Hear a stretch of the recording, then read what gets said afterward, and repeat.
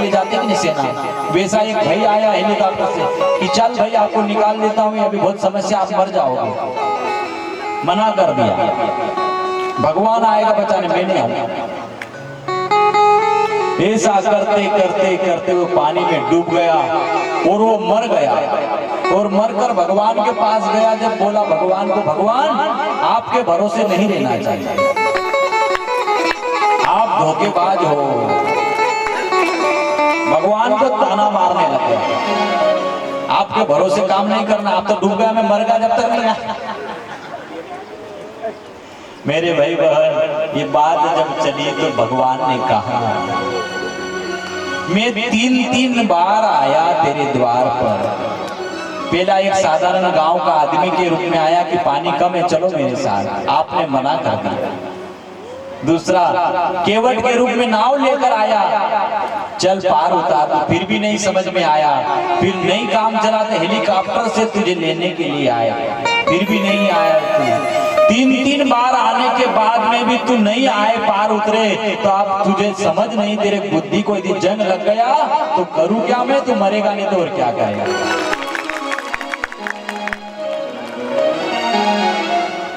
कभी कभी भगवान रूप बदलते भी आते हैं।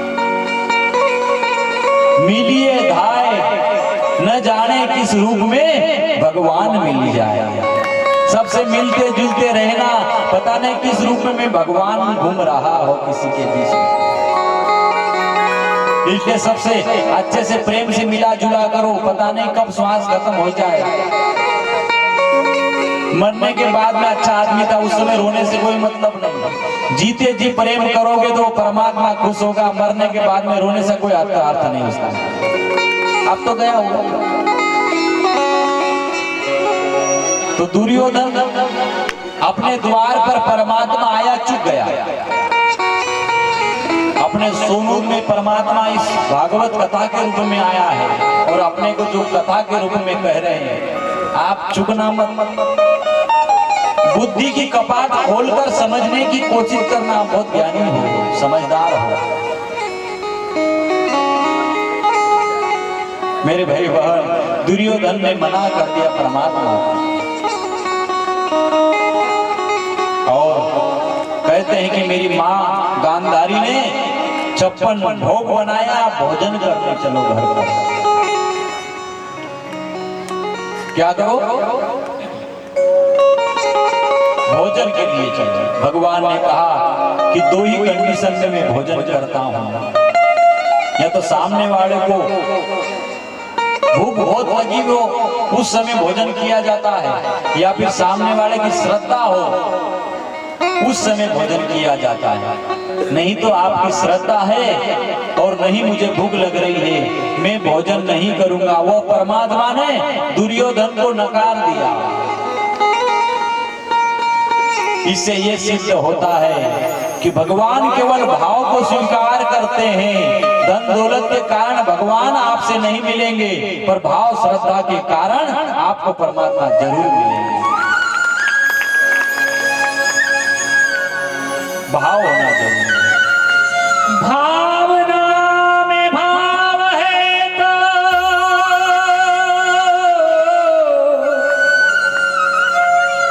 भावना में भाव है तो भाव ही एक सार है। भावना में भाव नहीं तो भावना बेकार है। तो सबसे ऊंची प्रेम सगाई। भगवान श्री कृष्ण विदुरानी के घर पर गए और कहते हैं, विदुरानी को आवाज दिया कि मुझे भूख लग रही है। यहाँ पर भोजन दे रहे, मना कर गए, और विदुरानी को कह रहे कि मुझे भूख लग रही, मुझे कुछ खाने को दीजिए। विचार करो आप, एक जगह सब तैयार है, मना कर गए, और एक जगह कह रहे मुंह से मांग रहे हैं। विदुरानी के घर श्रद्धा है, दुर्योधन के घर श्रद्धा नहीं है। इसके कारण एक दासी पुत्र विदुरानी के घर पर कहते, द्वार पर जाकर छिलका मांगते, और विदुरानी छिलका खिलाई प्रेम से। सबसे ऊंची प्रेम सबसे ऊंची प्रेम सगाई, सबसे ऊंची प्रेम सगाई, सबसे ऊंची प्रेम सगाई, सबसे ऊंची प्रेम सगाई, सबसे ऊंची प्रेम सगाई। दुर्योधन के मेवा त्यागे, दुर्योधन के मेवा त्यागे, दुर्योधन के मेवा त्यागे, दुर्योधन के मेवा त्यागे, साथ विदुर कर खाए, सबसे ऊंची प्रेम सगाई, ऊंची प्रेम सगाई, सबसे ऊंची प्रेम सगाई, सबसे ऊंची प्रेम सगाई।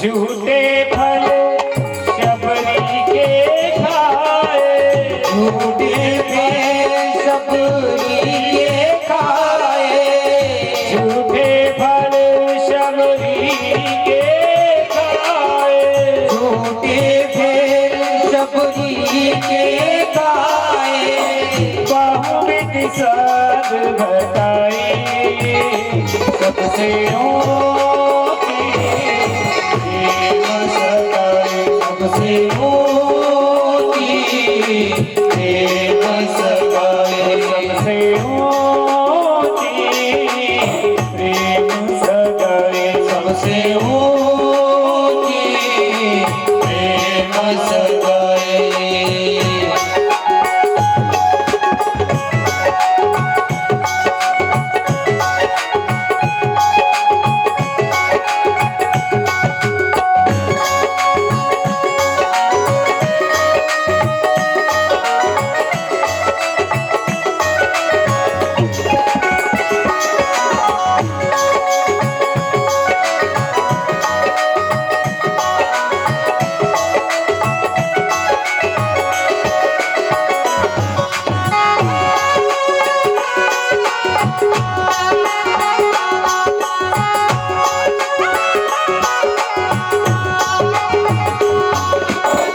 ऐसी प्रीत बड़ी वृंदावन, प्रीत बड़ी वृंदावन, ऐसी प्रीत बड़ी पावन, ऐसी प्रीत बड़ी वृंदावन, गोपिन नाच नचाए, सबसे ऊंची प्रेम सगाई, सबसे ऊंची प्रेम सगाई,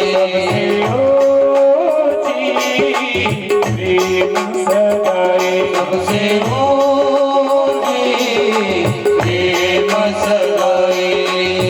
सूर क्रूर ही लायक नाही, सूर क्रूर ही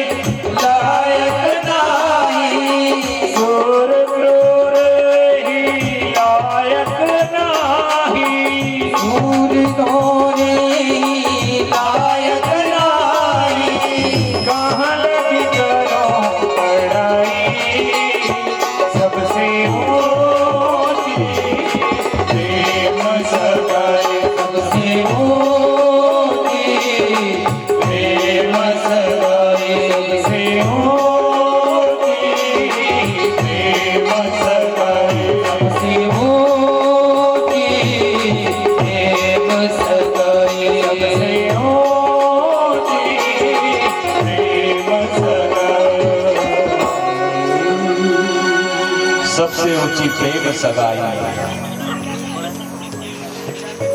प्रेम यदि रहा तो परमात्मा खुद आते हैं और कहते विदुरानी को मुझे कुछ खाना है, मुझे भूख लग रही है। और परमात्मा खुद गए हैं दासी के घर पर और कहते हैं विदुरानी ने केले के छिलके खिलाए हैं। विदुर जी को पता चला कि परमात्मा द्वार पर आए। दासी पुत्र है कौन? विदुर। और दुर्योधन राजा का बेटा है। मना कर गए परमात्मा। ये बात निकली थी नहीं। राजा परीक्षित ने पूछा था जाति पाची पूछते हैं, तो वही प्रसंग ये सुखदेव जी महाराज सुना रहे हैं राजा परीक्षित। और चिल्का खिला रही है उस परमात्मा को, सार चीज नीचे फेंक रहे। भाव में भान नहीं है, एक भावावस्था। अपनी सुध बुध भूल गई। जिस दिन परमात्मा के प्रति आप अपने आप को भूल जाओगे, उसी समय समझ जाना कि मेरी असली पूजा हो रही है। अपने सुध बुध भूल जाओ, भान नहीं रहे शरीर का, हो जाओ उस परमात्मा, उस समय असली पूजा होगी। विदुर कहते पता चला मेवा मिष्टान लेकर आ रहे हैं विदुर। और देखते हैं दृश्य को कि परमात्मा चिल्का खा रहे, सार चीज फेंकते जा रहे। विदुरानी, विदुर ने कहा कि रुको, मेवा मिष्टान लाया, इसको पाओ, इसको ग्रहण करो।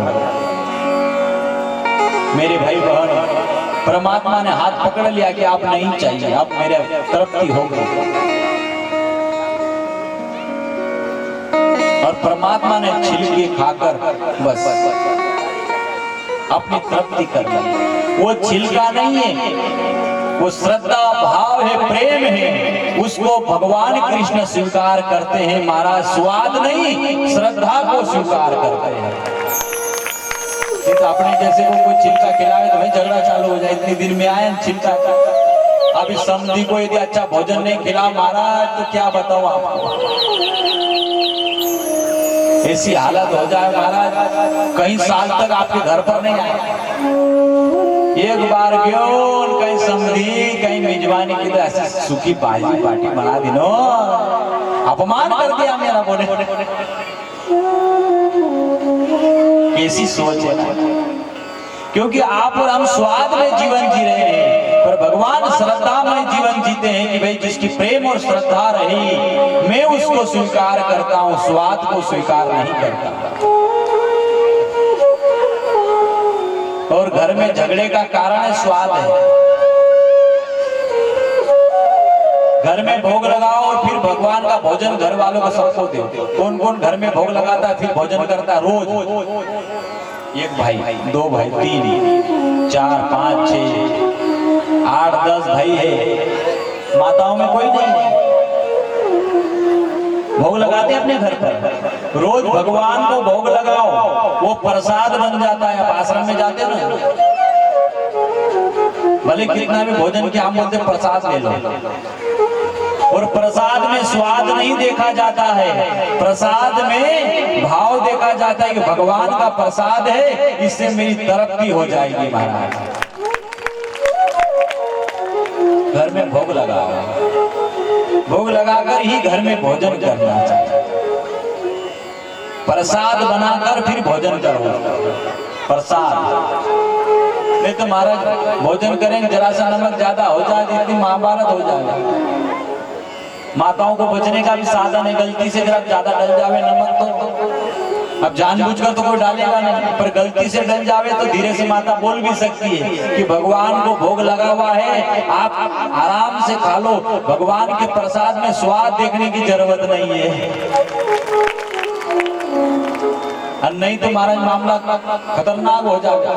नमक डाल दिया, पूरे सिर घर को सिर पर उठा ले। जानबूझकर तो कोई करेगा नहीं, गलती हो जाती किससे नहीं हो, पर मनुष्य दूसरों की गलती हो जाता है उस पर हावी हो जाता है, और अपनी गलती हो जाए तो चुप हो जाता है, अपने से हो जाए तो।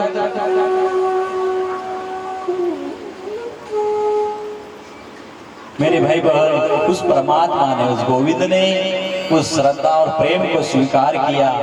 और उसके बाद में ये श्रीमद् भागवत कथा कहती है कि राक्षस और देवता किस तरह से इस धरती पर हुए। हमको उस प्रसंग को छूते हुए, सुनते हुए, श्रवण करते हुए हम श्रीमद् भागवत कथा को आगे बढ़ाएं। कहते हैं एक समय की बात है, भगवान के पार्षद जय और विजय वैकुंठ लोक में द्वारपाल के रूप में सेवा दे रहे हैं।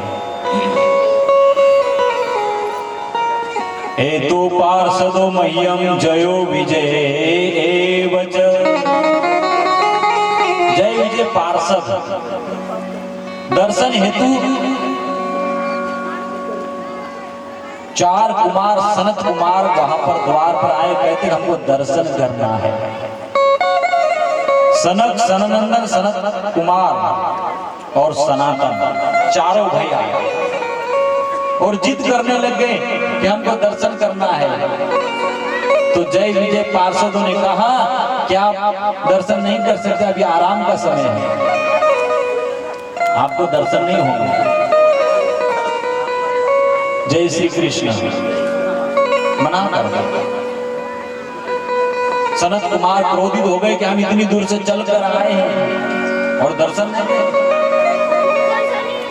आपको मालूम भी हम कौन है। और श्राप दे दिया कि 3 जन्म में आप राक्षस हो जाओ। जय विजय को श्राप दे दिया गया। क्या दे दिया?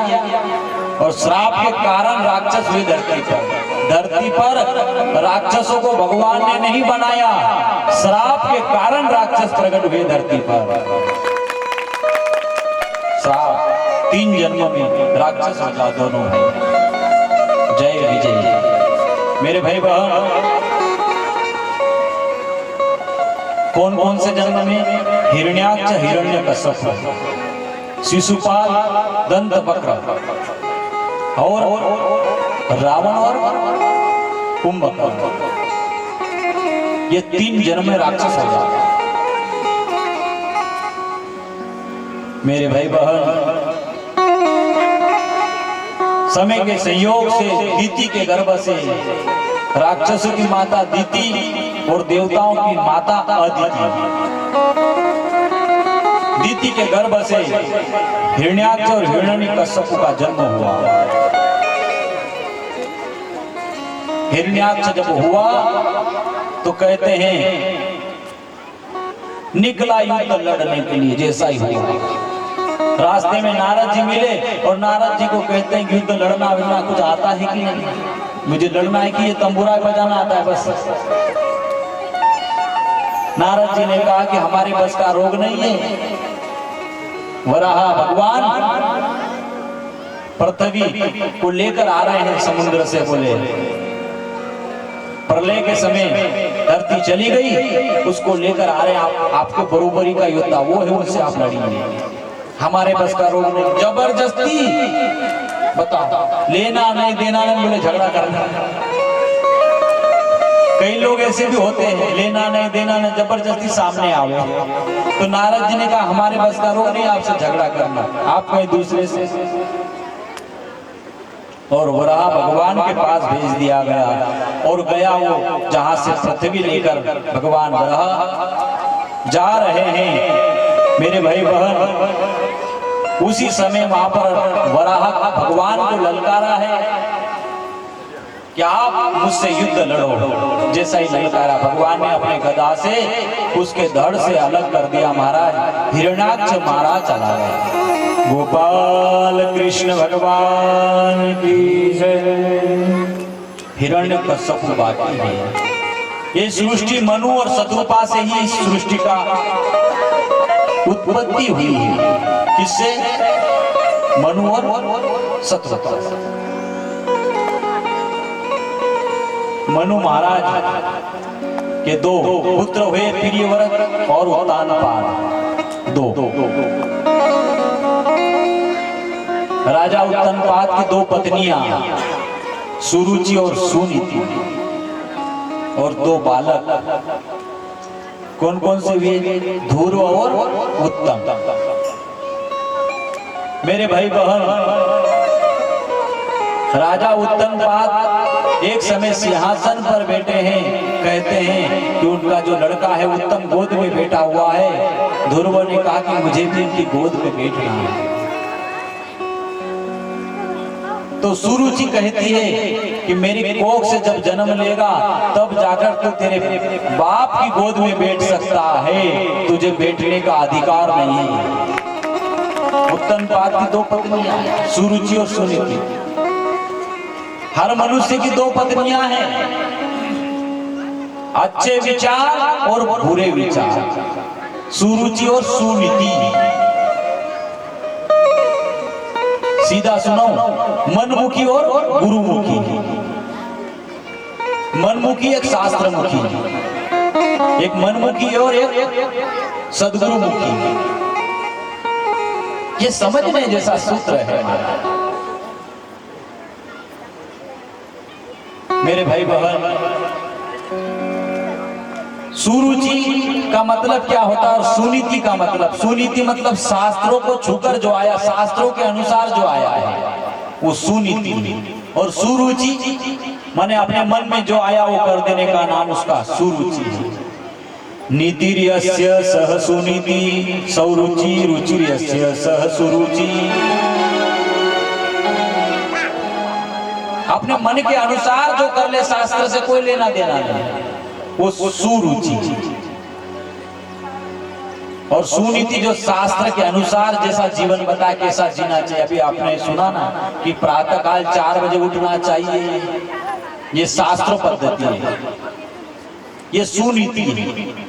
सुनीति से क्या होता है, सुरुचि से क्या होता है, ये दो बातें।